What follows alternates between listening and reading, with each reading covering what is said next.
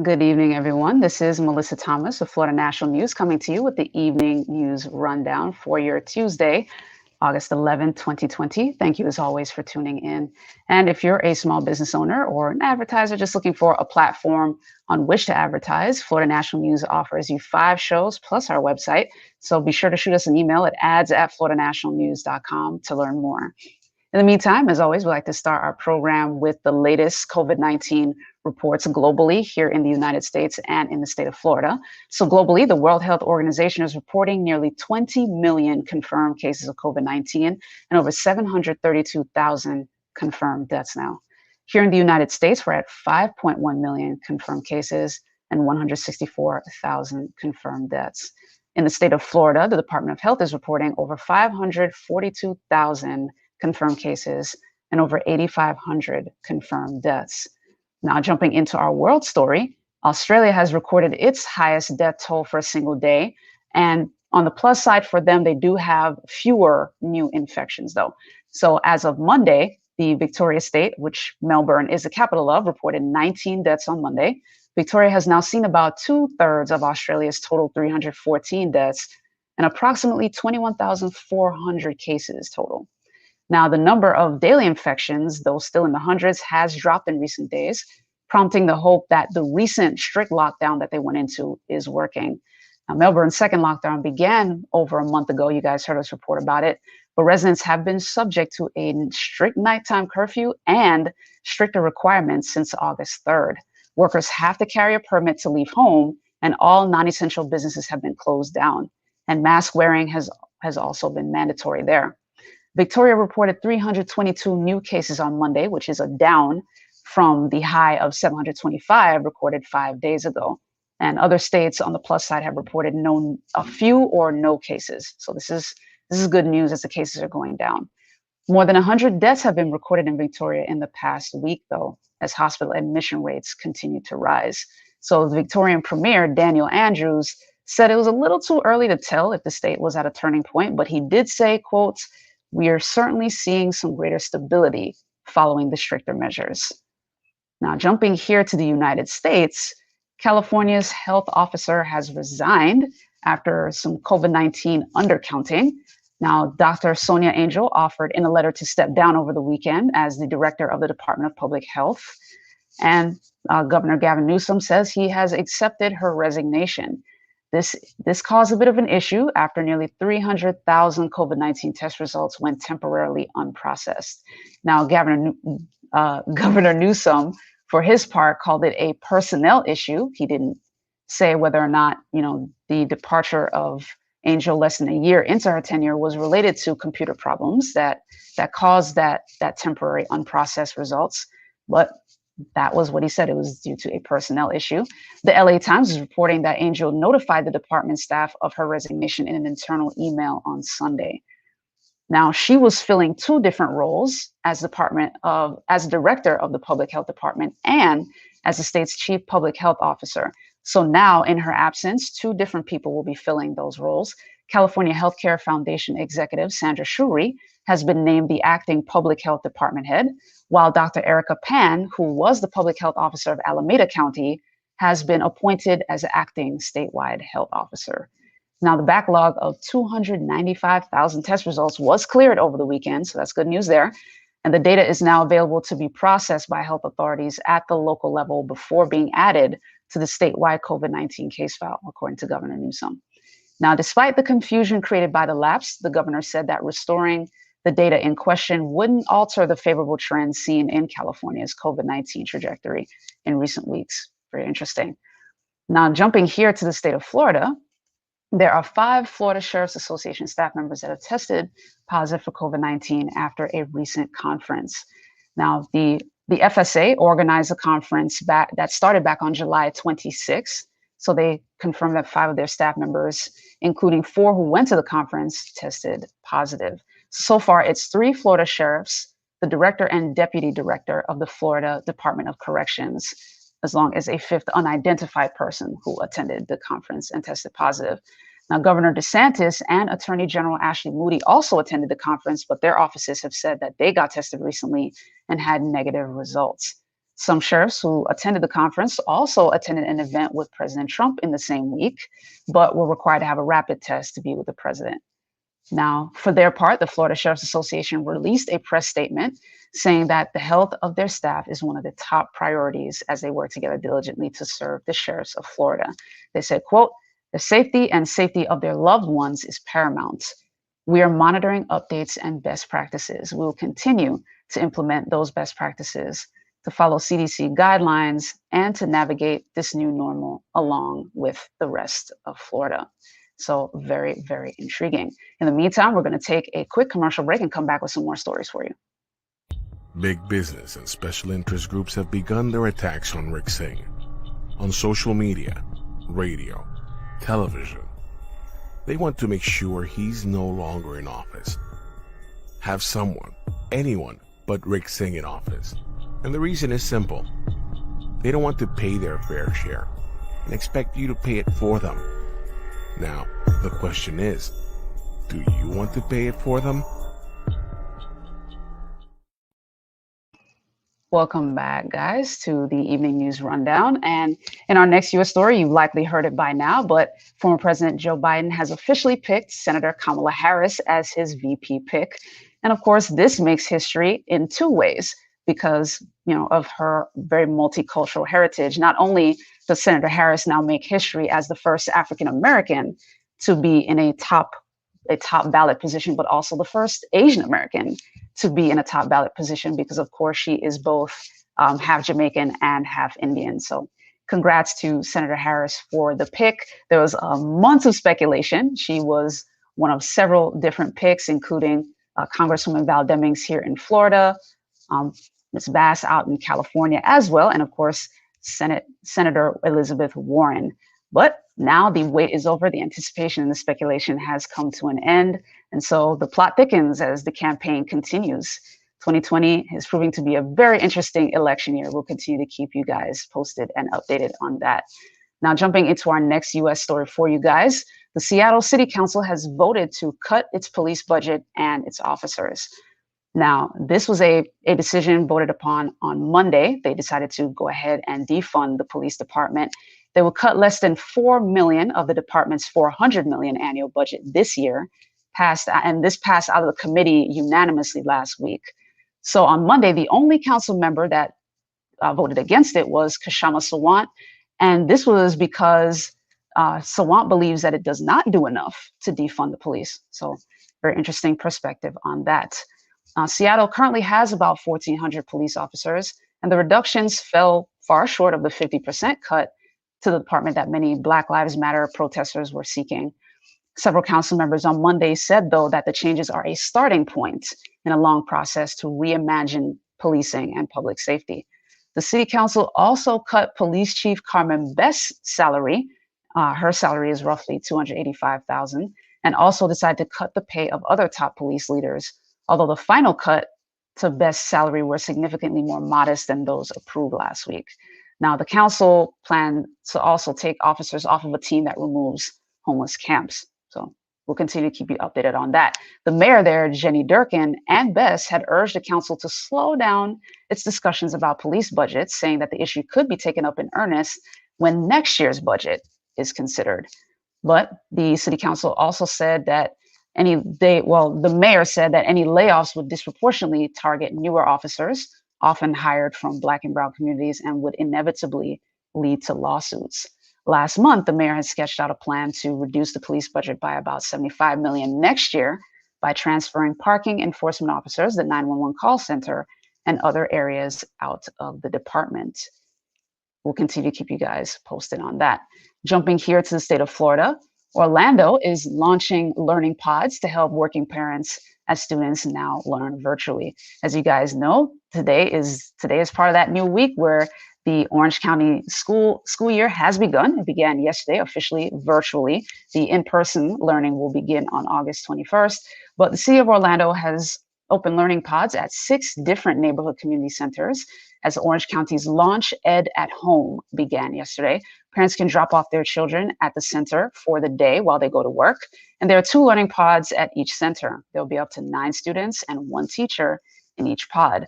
Before walking into the center, students will have their temperature checked and they will be required to wear a mask. Now, Orlando Mayor Buddy Dyer said that the learning pods are another option for parents who can't afford childcare or to stay home. So the learning pods will be open through at least the first semester. And our next Florida story for you guys, the Orange County Board of Commissioners have voted today on roughly $20 million for the COVID-19 eviction diversion program, which is set to launch on August 25th. Now, the $20 million in funding is coming from the Federal CARES Act funding, and of the $20 million, $5.7 million out of that is coming from the state CARES coronavirus relief funds as well. So there are three different tiers for the funding, which will go directly to landlords, but provide rent relief for tenants who are under threat of eviction due to not being able to work during COVID-19. $11 million has been allotted for very low income homes, and that will be determined based on the average median income in the household. $8 million has been allotted for low income homes, and $1 million has been allotted for moderate income. Now, this funding is set to cover up to 3 months of past due rent with a cap at $4,000. So again, the program is set to launch on August 25th. Now, in the meantime, we're going to take another quick commercial break and come back with your business and sports stories. You need time to stand still or get up and go. You need to unplug or to reconnect with those who matter most. You need to kick back, to dive in, to have your moment in the sun. You need a palace to lift your spirits, to taste the finer things. You need room to feed your soul, to remember why you travel. You need Lowe's.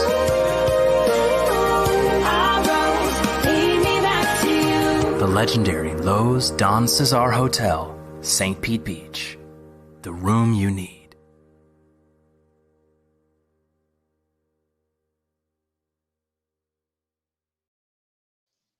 All right, everyone, welcome back to the Evening News Rundown. Now, in your business story, Gilead, which is one of the many companies forming the coronavirus vaccine remdesivir, they have now filed their U.S. marketing application for the antiviral medication. They said on Monday that they filed the marketing application to the U.S. Food and Drug Administration. And of course, this so far, which has been available under the brand name Veklury for Gilead, is one of the few treatments to have shown to be effective against COVID-19. The treatment has gotten the U.S. health regulators approval for emergency use so far in hospitalized patients with severe COVID-19 symptoms. Now, the marketing application is supported by data from 2 large-stage human trials conducted by Gilead and another late-stage trial by the National Institute of Allergy and Infectious Diseases. Of course, that is the organization that Dr. Fauci heads up. Now, remdesivir has been approved by multiple regulatory authorities around the world, including the European Union and in Japan. And as you guys always hear us say, the race is on for who will get their vaccine done first and be able to launch it to the world. We'll continue to keep you posted on that. Now, jumping into our sports story, today the NFL and the Tampa Bay Super Bowl host committee announced their plans or unveiled their plans for the Super Bowl Experience and Forever 55 program for fans for the upcoming Super Bowl that takes place next February.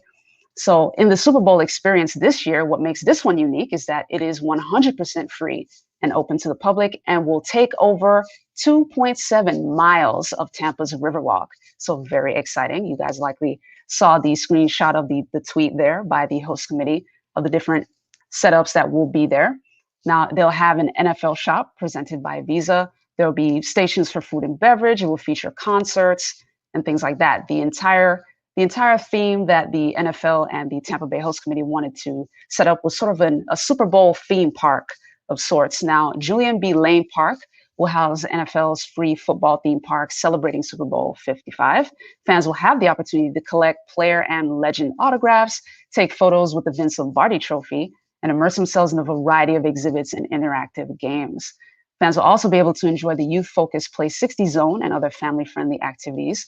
throughout the Super Bowl experience at one of the other parks, the Curtis Hickson Park, which is going to be primarily where a lot of the fitness stuff is going to take place during the Super Bowl experience, which is, of course, presented by Lowe's. Now, as far as the Forever 55 program, this is the NFL's initiative for the community, particularly the Tampa Bay community. Now, this initiative will have 6 pillars. So it will focus on the first pillar, the first 1,000 days, or early childhood education. Pillar number 2 is food insecurity. Pillar number 3 is families, so at-risk, unsheltered, or veteran families. Pillar number 4 is fitness, so health and wellness, particularly in underserved communities. The majority of this initiative is focusing on underserved communities that need this support. And also, pillar number 5 is sustainability. So they'll be working in concordance with TICO as well to be able to come up with some green initiatives in the Tampa Bay community. The 6th and most recent pillar that has been added is systemic justice. So the NFL and the Tampa Bay Host Committee want to do what they can to help reduce systemic racism or eradicate it altogether in the Tampa Bay community. And for his part, Derek Brooks, who's the co-chairman of the Tampa Bay Super Bowl 55 Host Committee, said, quote, "To me, the Super Bowl provides an amazing platform on the grandest of stages to leave an everlasting impact on our community long after the confetti settles. Along with the NFL, we are committed to playing an active role in inspiring and creating significant change." So congrats to the NFL and the Tampa Bay Super Bowl Host Committee. So we look forward to an exciting time coming up in February of 2021 when the Super Bowl heads to Tampa. As safety goes, Peter O'Reilly, who is the executive vice president, the NFL's executive vice president of events, said that they remain flexible. Obviously, this is roughly 6 months out, so they're not sure specifically how COVID-19 will play out, but they are committed to remaining flexible and adhering to all health directives as is necessary. Now, in the meantime, we're going to take another quick commercial break and come back with your Entertainment 4 for 4. Stay tuned. It takes experience to know the difference in property values. For example, this business is not the same as this business. And this house is definitely not the same as this house. And this, well, this is definitely not the same as this. And that's why it's important to have someone who understands true property appraisals to help our community grow, while making sure everyone pays their fair share. Because experience matters. Re-elect Rick Singh for Orange County Property Appraiser. All right, guys, welcome back. It is Tuesday. So as you guys know, the Entertainment 4 for 4 is coming up with the lovely Jamesia Stoudemire of Los Angeles. Good afternoon, Jamesia. How's it going? Going good. Sunshiny per usual, but it's going good. How about you? Awesome. Doing good over here as well. Good to have you. Oh, well, thank you. All right, guys. Well, again, this is Jamesia Stoudemire, and I am bringing you the Entertainment 4 for 4. So let's get it started. Today, number 1, the MTV VMAs drop indoor performances for outdoor sets. So the VMAs announced their nominees last week, and right here is one of our beautiful past award winners. But what's taking place is they originally were going to have the live performances take place inside of the Brooklyn Barclay. But now everything has been moved outside, and it'll be taking place throughout the city of New York in various locations with minimum audience to no audience to make sure that they abide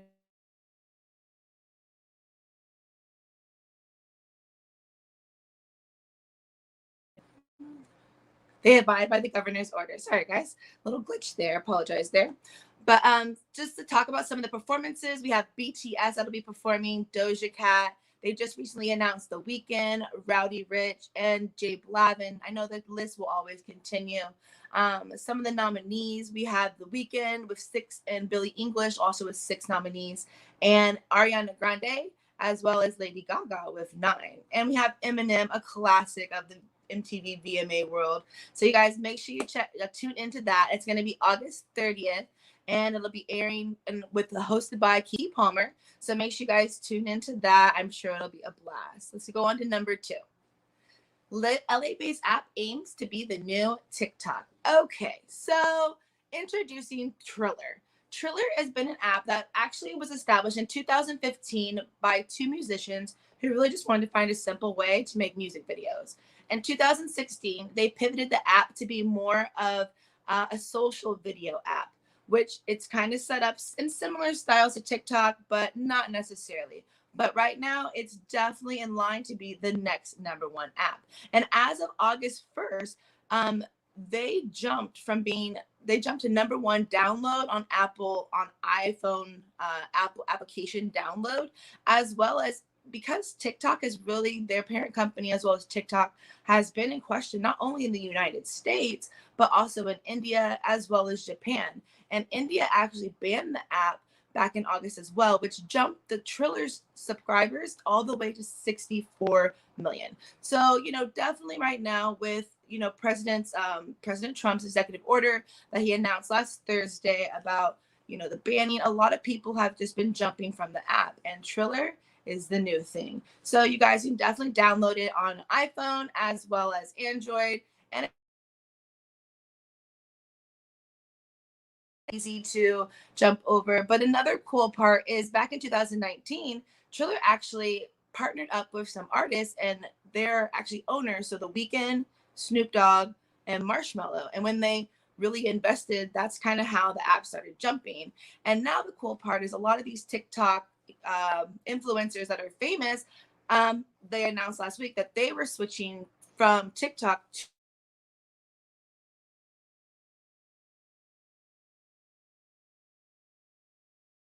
into the company. So that puts them in a great position to actually give feedback and teach them more about the app. Okay, so #3, new drive-in space in Miami. Woo! Congratulations, you guys. So launching August 14th at the Youth Fairgrounds, drive-in at the fair. So drive-ins and float-ins have been popping up across your guys' amazing state, as well as Miami. So this company has actually set up this space at the Youth Fairgrounds to host movies, concerts, as well as recitals. So it has 150 spaces, and they even are going to be hosting corporate events. So that being said, like, imagine your Christmas party drive-in style. So they're prepping everything. But the cool part is it starts this Friday, and they're going to start it off with Scarface on Friday, The Addams Family on Saturday, and The Secret Life of Pets on Sunday. Alrighty, and #4. Oprah Winfrey uses billboards to fight for Breonna Taylor. Alrighty, guys, we cannot forget about Breonna Taylor. Oprah Winfrey has dedicated her money to put up 26 billboards throughout the city of Louisville, Kentucky, to get the urging the killers of Breonna Taylor to be arrested. Breonna Taylor was a 26-year-old African-American EMT worker who was shot multiple times when police entered her apartment and executing a no-knock warrant. So unfortunately, she was shot, and at this time, currently, no charges have been filed against any of the police officers, and one has been fired. So Oprah is putting all her efforts and has put these billboards up against the city, and also has dedicated, in the first time in 20 years, the cover of O Magazine to the cover in September will be a portrait of Breonna Taylor with the quote, "If you turn a blind eye to racism, you become an accomplice to it." So I definitely want to commend Oprah on standing with that, as we all cannot forget, let's make sure that that takes place and we don't forget her and that things take place because it was unjust. So again, this is Jamesia Stoudemire. I thank you guys for tuning in to the Entertainment 4 for 4. You can follow me at THE_ENT_MOGUL. Melissa, back to you.